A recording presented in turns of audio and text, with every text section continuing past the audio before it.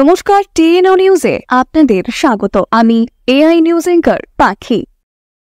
2014-তে দেশের প্রধানমন্ত্রী নরেন্দ্র মোদীজি যে স্বচ্ছতার অভিযান শুরু করেছিলেন তা 10 বছর পূর্ণ হয়েছে। এই স্বচ্ছ ভারত মিশন কার্যক্রমের স্বচ্ছতার রূপ সারা দেশব্যাপী হয়েছে, যেমন আমাদের ত্রিপুরাতেও অনেকাংশে দেখা দিয়েছে।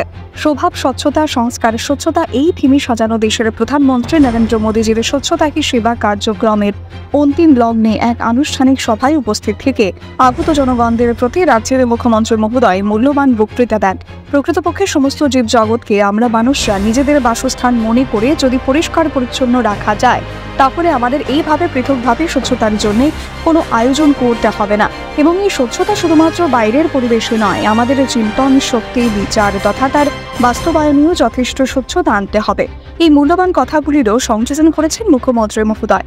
বর্জ্য পদার্থগুলি থেকে যেভাবে সৃজনশীল পদ্ধতির মাধ্যমে আরেক ধরনের বস্তু তৈরি করার লক্ষ্যে ওয়েস্ট টু আর্ট উদ্যোগটিরও যথেষ্ট প্রশংসা করেছেন মুখ্যমন্ত্রী মহোদয়।